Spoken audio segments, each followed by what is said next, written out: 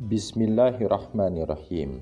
Kisah Ashabul Ukhdud bagian 2. Setelah sang pemuda dapat mengalahkan seekor binatang yang sangat besar dan menyembuhkan seorang buta, kemarahan raja semakin menjadi-jadi dan penyiksaan demi penyiksaan terus dilakukan pada sang pemuda.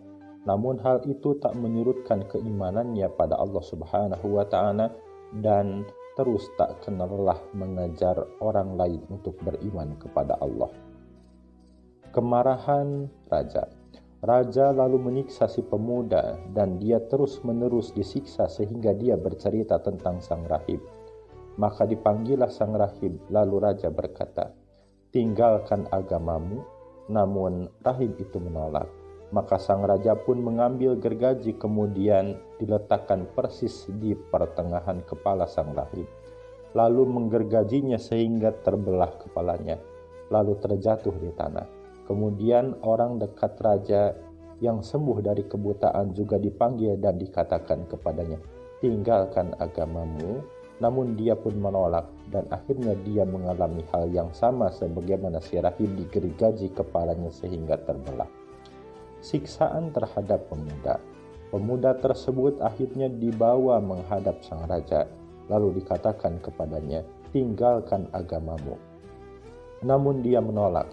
Sang raja lalu memerintahkan agar pemuda tersebut dilemparkan dari puncak sebuah gunung. Maka dibawalah pemuda itu ke salah satu gunung. Sesampainya di atas puncak gunung, pemuda berdoa, "Ya Allah, cukupilah, tolonglah aku dari mereka menurut kehendak-Mu." Maka gunung tersebut bergetar dan akibatnya orang-orang pun jatuh terpelanting dari atas gunung, kecuali pemuda itu yang selamat. Lalu dia pulang menemui sang raja dengan berjalan kaki. Raja bertanya, "Apa yang terjadi dengan orang-orang yang membawamu?" Pemuda menjawab, "Allah Subhanahu wa Ta'ala telah mencukupi aku dari mereka." Raja lalu memerintahkan agar pemuda itu ditenggelamkan di tengah laut.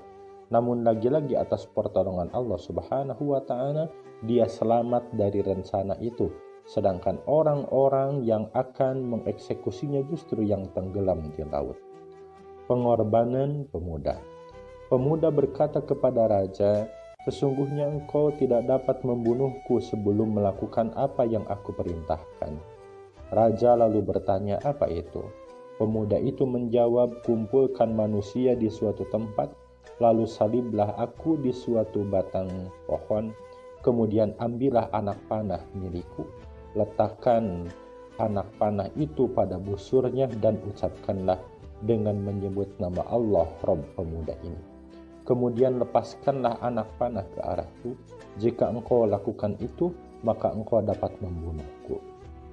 Singkat cerita, raja menuruti perintah pemuda dan sebelum membidikan anak panah, raja mengucapkan dengan menyebut nama Allah, Rabb si pemuda. Dan ternyata benar pemuda itu akhirnya meninggal. Maka orang-orang pun ramai-ramai berkata, "Kami beriman kepada Rabb pemuda." Betapa marahnya raja ketika melihat orang-orang telah beriman kepada Allah Subhanahu wa Ta'ala. Dia lalu memerintahkan untuk membuat parit, kemudian dinyalakan api di dalamnya. Siapa saja yang tidak meninggalkan agamanya, maka akan dilemparkan ke dalam parit itu. Dari sinilah mereka disebut Ashabul Ukhdud, yakni orang-orang yang menggali parit. Mereka adalah pembesar daerah Najran, Yaman. Para hulu balang berdiri di pinggir-pinggir parit itu. Mereka menawarkan kepala orang-orang, apakah memilih dilemparkan ke dalam parit ataukah mau meninggalkan agama mereka. Dan siapa saja yang tidak meninggalkan agamanya, maka dia dilemparkan ke dalam parit yang menyala. Di salah satu tepi parit ada seorang wanita yang sedang menggendong bayinya. Dia sangat mengkhawatirkan bayi itu.